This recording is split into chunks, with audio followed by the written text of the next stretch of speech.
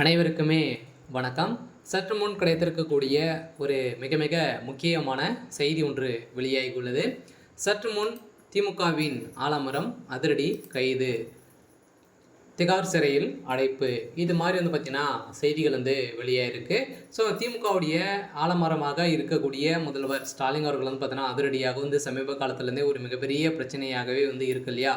So இந்த பிரச்சனையின் அடிப்படையில் இப்போ செந்தில் பாலாஜி அவர்கள் பார்த்தீங்கன்னா அமைச்சராக பொறுப்பேற்றிருந்தே ஒரு மிகப்பெரிய பிரச்சனையாக இருந்திருந்த நிலையில் இப்போ அதிரடியாக செந்தில் பாலாஜியோட திமுகவுக்கு ஒரு மிகப்பெரிய அவப்பேர் ஏற்படுத்தி கொடுக்கும் விதமாக தான் செந்தில் பாலாஜி அவர்கள் செஞ்சுட்டு இருந்தார் இல்லையா? செந்தில் பாலாஜி அவர்கள் பார்த்தீங்கன்னா திமுகவுடைய தலைமுகம் சொல்லக்கூடிய அனைத்துமே செஞ்சு இப்போ செந்தில் பாலாஜியுடைய வாழ்க்கையே முடியக்கூடிய அளவிற்கு முடிந்திருக்கு. ஸோ இந்த நிலையில் இப்போ அதிரடியாக திமுகவுடைய ஆலமரம் அதிரடியாக கைது செய்யப்பட்டிருக்காங்க. சொல்ல இப்போ செந்தில் பாலாஜி அவர்கள் கொடுத்த வாக்குமூலத்தின் அடிப்படையில் இப்போ பார்த்தீங்கன்னா இந்த மிக குறைந்தபட்சம் 1000 கோடிக்கு மேலே மெகா ஊழல் நடந்திருக்கு அப்படின்ற நிறுவனமாகி இப்போ அதிரடியாக பார்த்தீங்கன்னா திமுகவுடைய அறிவாலயத்தில் அதிரடியாக ஒரு 1000 கோடிக்கு மேலே மெகா ஊழல் பார்த்தீங்கன்னா செய்தது சிக்கியிருக்கு. இதன் அடிப்படையில் தான் இப்போ முதல்வர் ஸ்டாலின் அவர்கள் பார்த்தீங்கன்னா அதிரடியாக கைது செய்யப்பட்டிருக்காரு அப்படின்ற மாதிரி தகவல் வெளியிட்டு இருக்காங்க. ஸோ இதை பற்றி இந்த வீடியோவில் நம்ம முழுமையாக பார்க்கலாம். ஸோ அதுக்கு முன்னாடி நம்ம சேனலுக்கு இப்போ தான் நீங்கள் முதல் முறையாக வந்திருக்கீங்க அப்படின்னா மறக்காமல் நம்மளுடைய சேனலை சப்ஸ்கிரைப் பண்ணி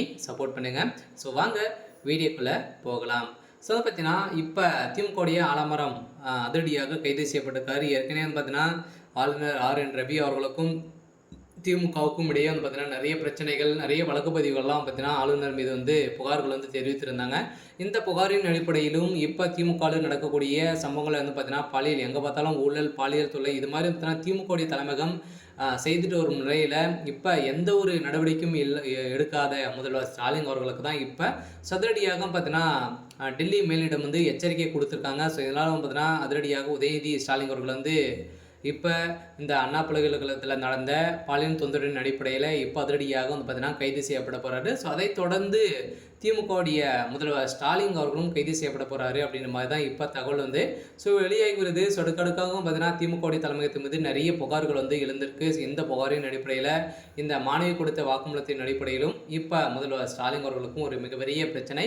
அதே மாதிரி பார்த்தீங்கன்னா இப்போ அதிரடியாக அமைச்சர் துரைமுருகன் அவர்களும் பார்த்தீங்கன்னா திடீர்னு அடித்து உதைத்து திமுக வெளியே தள்ளியதாக ஒரு குற்றப்பதிவு தாக்கல் பார்த்தீங்கன்னா முதல்வர் ஸ்டாலின் மீது வழக்குப்பதிவு செஞ்சிருக்காரு. இந்த வழக்குப்பதிவின் அடிப்படையில் தான் இப்போ அதிரடியாக பார்த்தீங்கன்னா சபரீசன் அவர்கள் வைத்து இவர் அடித்து விரட்டியிருக்காங்க அப்படின்ற மாதிரியும் தகவல் வெளியாகி வருகின்ற நிலையை தான் இப்போ அதிரடியாக திமுகவுடைய தலைமுகத்திலிருந்து துரைமுருகன் அவர்கள் நீக்கப்பட்ட சம்பவம் பரபரப்பை ஏற்படுத்தியிருக்கு. இந்த நிலையில் தான் இப்போ அதிரடியாக